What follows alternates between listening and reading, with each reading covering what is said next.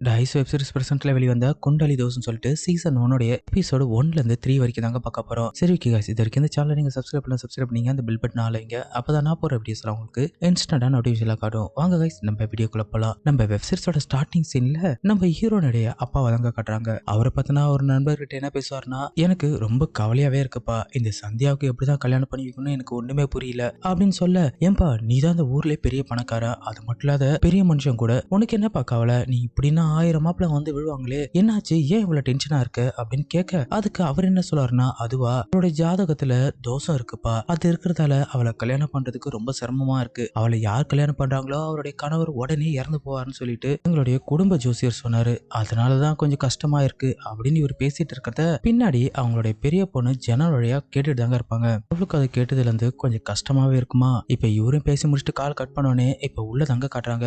நம்ம ஹீரோனியான அந்த சந்தியா ரொம்ப சோகமா உட்காந்துட்டு இருக்கும்போது இப்ப அந்த இடத்துக்கு அவங்களுடைய தங்கச்சி வராங்க. என்ன காட்சி, ஏன் இவ்வளவு சோகமா இருக்க அப்படின்னு சொல்லி கேட்க, அவங்களும் அதெல்லாம் ஒண்ணு இல்லடி அப்படின்னு சொல்லும் போது உடனே அவ என்ன சொல்லுனா, ஏங்கா நான் உங்களோட சித்தப்பா பொண்ணுன்றதால தானே நீங்க இப்படி சொல்றீங்க அப்படின்னு சொன்ன உடனே அதுக்கு அவங்கள சேச்சா அப்படியெல்லாம் இல்லடி, அப்பா என்னோட கல்யாணத்துக்கு எவ்வளவு கஷ்டப்படுறாரு உனக்கே தெரியுது இல்லையா, அதை நினைச்சாதான் எனக்கு கஷ்டமா இருக்கு, என்னோட கல்யாணம் முடிஞ்சதுக்கு அப்புறம் உனக்கு நான் நல்ல மாப்பிள்ளைய பார்த்து நான் உனக்கு கல்யாணம் பண்ணி வைக்கிறேன் அப்படின்னு இவங்க சொல்ல, அட என் கல்யாணத்தை பத்தி நீங்க கவலைப்படாதீங்கக்கா, அதெல்லாம் நான் பாத்துக்கிறேன், ஏண்டி எனக்கு தெரியாத மாப்பிள்ளை பாத்திருக்கியா, சேச்சா அப்படியெல்லாம் கிடையாது, அப்படி இருந்தானா நான் முதல்ல உங்கள்கிட்ட தானே சொல்லுவேன் அப்படின்னு இவ சொன்ன உடனே இதை கேட்ட அவங்கள சிரிப்பாங்களா அப்படின்னு சீனை கட் பண்ணிட்டு இப்ப அடுத்த சீன் தாங்க கட்டுறாங்க.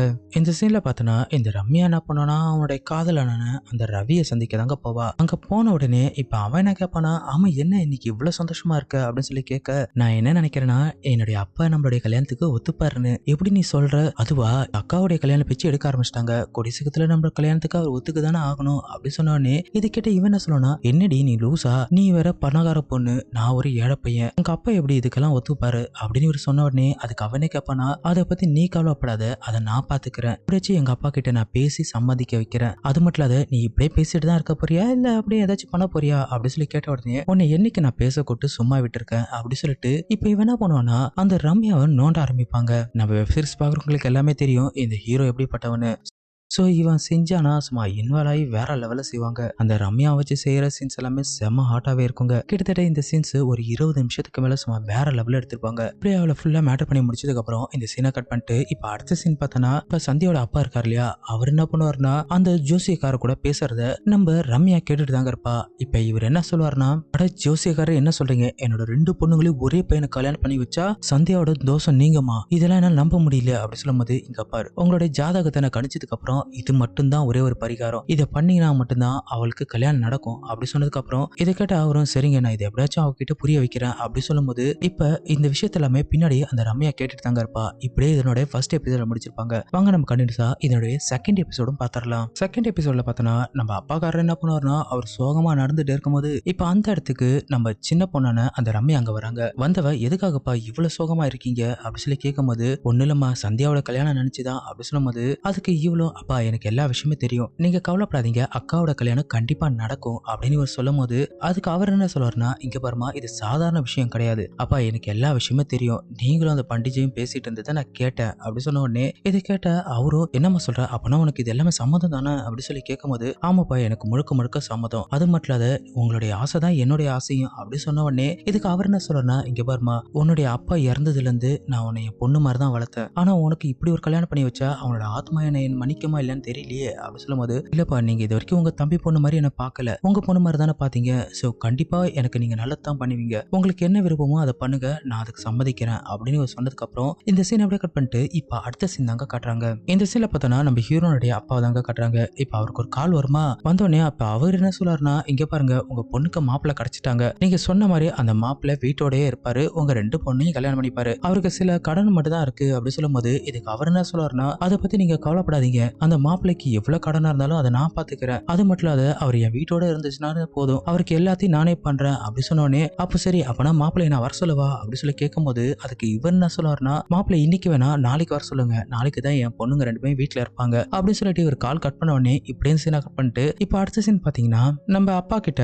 அந்த புது மாப்பிள்ளை வந்து உட்காந்துருப்பாருங்க. இவர் என்ன சொல்றாருன்னா, ஏன்பா உனக்கு கல்யாணத்துக்கு சம்பந்தம் தானே அப்படி சொல்லும் போது, முழுக்க முழுக்க எனக்கு சம்மதங்க அப்படின்னு அவன் சொல்லுவானா, இங்க வரப்பா என்னோட 2 பொண்ணுக்கும் உன்னுடைய அன்பு சரிசமமா இருக்கணும். ஒருத்தவங்களுக்கு அன்பு அதிகமாகவும் ஒருத்தவங்களுக்கு கம்மியாகவும் கொடுக்கக்கூடாது சரியா அப்படி சொல்லும்போது, நீங்க கவலைப்படாதீங்க, அவங்க 2 பேர்த்தையும் நான் பத்திரமா பாத்துக்கிறேன். என் அன்பு 2 பேருக்கும் ஈக்குவலாவே இருக்கும் அப்படி சொல்லும்போது, அதுக்கு இவரும் அப்பனா கண்டிப்பா நான் உன்னை நல்லபடியா பாத்துக்கிறேன், உன்னுடைய கடன் கிட உன்னோட தேவைகள் எல்லாமே நான் பூர்த்தி பண்றேன் அப்படின்னு இவர் சொல்லுவாரா. அப்படியே இந்த சீனை கட் பண்ணிட்டு இப்ப அடுத்த சீன் பாத்தீங்கன்னா இந்த ரம்யா அங்க கட்டுறாங்க. அவர் ரவி கிட்ட என்ன சொல்லனா, இங்க பாரு இதுக்கு அப்புறம் நீ என் பின்னாடி வராத, நான் இதுக்கப்புறம் எங்க அப்பா சொல்ற பையனை தான் கல்யாணம் பண்ண போறேன் அப்படி சொல்லும்போது, இதை கேட்டா அவனும் டென்ஷன் ஆயிட்டு, அப்போ என்னோட காதலை நீ தூக்கி எறிஞ்சிட்டியா, நான் ரொம்ப ஏழைன்றதா தானே இப்படி பண்ற அப்படி சொல்லும்போது, அதுக்கு அவளும் நீ ஏழையோ பணக்காரனோ அது எனக்கு தேவையில்லாத விஷயம், நான் எங்க அப்பாவை சொல்றது தான் கேட்பேன், என் அக்காவுக்கு என்ன நல்லதோ அதுதான் நான் பண்ணுவேன், இதுக்கப்புறம் என் பின்னாடி வராத அப்படி சொல்லிட்டு அவனை திட்டிட்டு அங்கிருந்து போயிடுவாங்க. இப்ப இவனும் கோவமா நின்றுட்டே இருக்கும்போது அப்படியே இந்த சீனை கட் பண்ணிட்டு இப்ப அடுத்த சீன் தாங்க கட்டுறாங்க. இந்த சீன்ல பார்த்தனா இப்ப இவங்களுக்கு கல்யாணம் ஆயிடுங்க.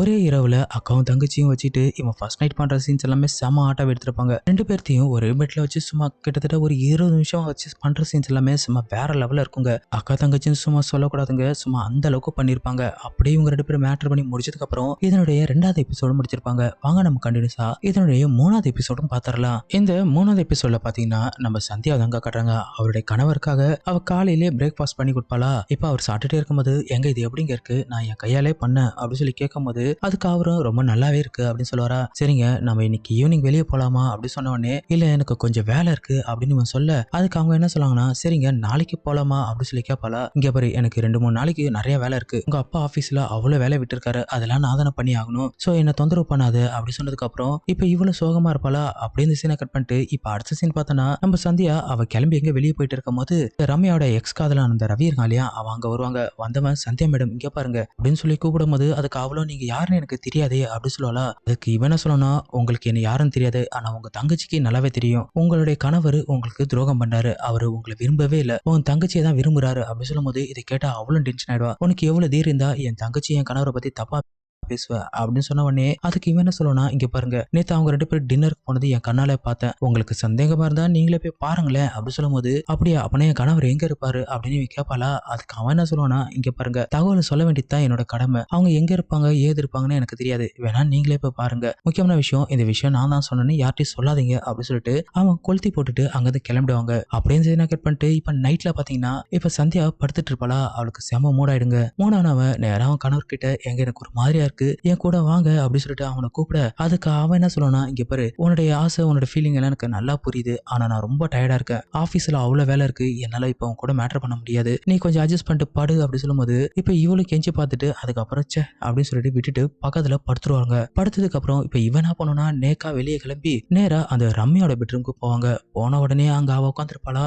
உடனே இவனை பார்த்துட்டு, என்னங்க நீங்க இங்க வந்திருக்கீங்க, இன்னைக்கு நீங்க அக்கா கூட தானே இருக்கணும், ஒரு நாள் விட்டு ஒரு நாள் தான் நீங்க வரணும், எதுக்காக இங்க வந்தீங்க, இதெல்லாம் தப்பு, இங்க கிளம்பி போங்க அப்படி சொல்லும் போது, இங்க பாரு நான் உன்னை ரொம்ப விரும்புறேன், நீனா எனக்கு ரொம்ப பிடிக்கும், நான் அதுக்காக தான் அவளை தூங்க வச்சுட்டு உனக்காக இங்க வந்தேன், தயவு செய்து என்னை தடுக்காத அப்படி சொல்லிட்டு இப்ப அவளை இழுத்து போட்டு வலுக்கட்டாயமா மேட்டர் பண்ணுவாங்க. இந்த சீன்ஸ் எல்லாம் சும்மா வேற லெவல்ல எடுத்திருப்பாங்க. இப்படி இந்த சீன்ஸ் ஒரு 20 நிமிஷத்துக்கு மேல சும்மா வெறியாவே இருக்குங்க. இப்படியே அவ தங்கச்சி கூட இவன் மேட்டர் பண்ணி முடிச்சதுக்கு அப்புறம் இதனோட 3வது எபிசோடு முடிச்சிருப்பாங்க. கொடிசுக்கு தர இதனோட அடுத்த வீடியோ நம்ம சேனலே பார்த்தலாங்க. இந்த வீடியோ பார்க்கணும் ஆசைப்பட்டீங்கன்னா இந்த வீடியோ கீழே நம்ம டெலகிராம் சேனலோட நேம் தரேன், அதை அப்படியே காப்பி பண்ணி பேஸ்ட் பண்ணீங்கன்னா டெலகிராம்ல நம்ம சேனல் காட்டுங்க. ஸோ அங்கே காட்டலனா நம்மளோட மெயில் ஐடிக்கு ஒரு மெயில் அனுப்புங்க, உங்களுக்கு லிங்கே நான் கொடுக்குறேன். இந்த வீடியோ கீழே லிங்கை கொடுக்க முடியாதுங்க, அது பிரச்சனை வரும். சரிக்கு காய்ஸ், இதோட நான் உங்கள் மிஸ்டர் பிஜே. Thank you guys.